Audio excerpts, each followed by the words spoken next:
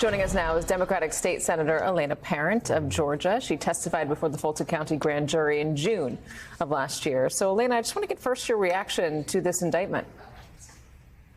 Well, in a democracy, no matter who you are or who you vote for, the people have the final say, and no one is above the law. And I think that's what we are seeing play out over these past weeks and months related to Donald Trump and his cronies' conduct after the 2020 election, most recently yesterday here in Fulton County, Georgia.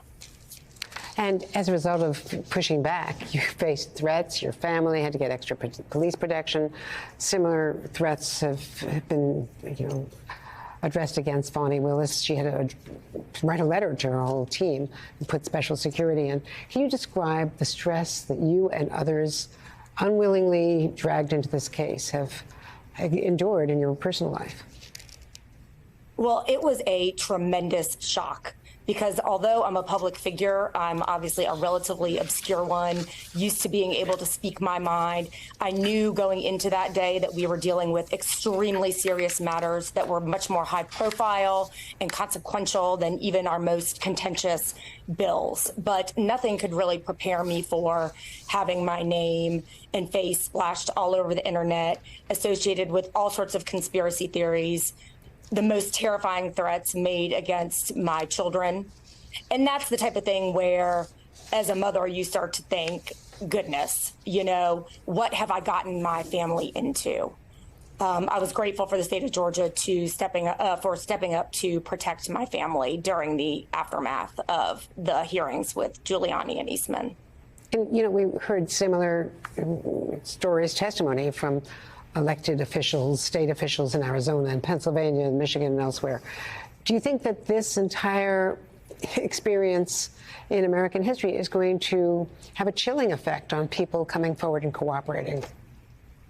I think it well could. I do think that there are elected officials who will say, listen, I have run and put myself out there for office. I have taken an oath, and I now need to fulfill that oath of office. And I think that would be the more common reaction. But there may be a large number of people who say being a public official in today's toxic political environment is simply not worth it, and then decide not to run in the first place. And that, too, would do a disservice to our democracy here in the United States. With everything else that happened, you testified for this grand jury. What was the message that you were hoping to get across to jurors? I testified. I want to be very clear. I testified before the special grand jury summer 2022. I did not testify just yesterday to the grand jury. I just wanted to go in there and tell the truth about what I saw, what I experienced. I was making no judgment on what the law might be or what any other players or witnesses in this saga might have to offer. I could speak to what exactly went down in the Georgia State Senate in the Georgia Capitol on December 3rd, 2020, during the lengthy hearings I sat through with Giuliani, Jenna Ellis, Eastman, when these doctored videos became splashed up, conspiracy theories related to false theories of stolen votes in Georgia, upending many lives, election workers' lives. And so I just wanted to tell the truth. There's been a lot of conversation about how this has become just sort of part of the everyday life. It's another headline, it's another indictment. But I wonder if you sometimes look back on that hearing and on your experience, and it seems almost like surreal. It couldn't have happened.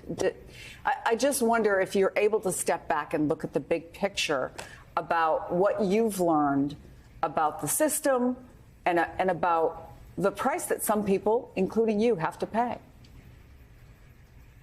I would say that the entire episode is absolutely surreal. It is shocking. But by that time, as shocked as I was, it wasn't completely surprising because the warning signs had been coming for months. Donald Trump had been telegraphing during his campaign that he essentially intended to deny that mail-in ballots, of course, in many higher numbers than usual due to the pandemic, were false or fraudulent in some manner, and to try to utilize that to claim that he had been the true winner, even if he wasn't. So, and that was on top of years of outrageous behavior and hyperbole and lies from the former president. So by then, I was not surprised, unfortunately. I wonder if you've seen a change in the political atmosphere of Georgia. And I ask this question knowing that there are a certain number of Republicans who are never going to change their mind about Donald Trump. But there were enough in 2020 to make it that he lost the election there in Georgia. Mm-hmm. Have you seen a swing? Do some of those voters now feel better about Donald Trump than they did? What's your read on the situation? I think that people, when they aren't forced to think about the minutia of government and scandal, it may not be front and center for the vast majority of the electorate.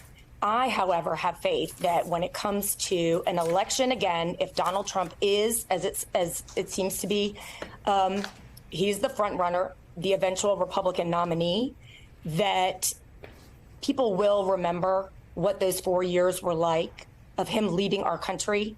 And Georgians, again, will say that is not the type of leader that we want to have for our country and for our state. Well, I know that you might have to endure even more.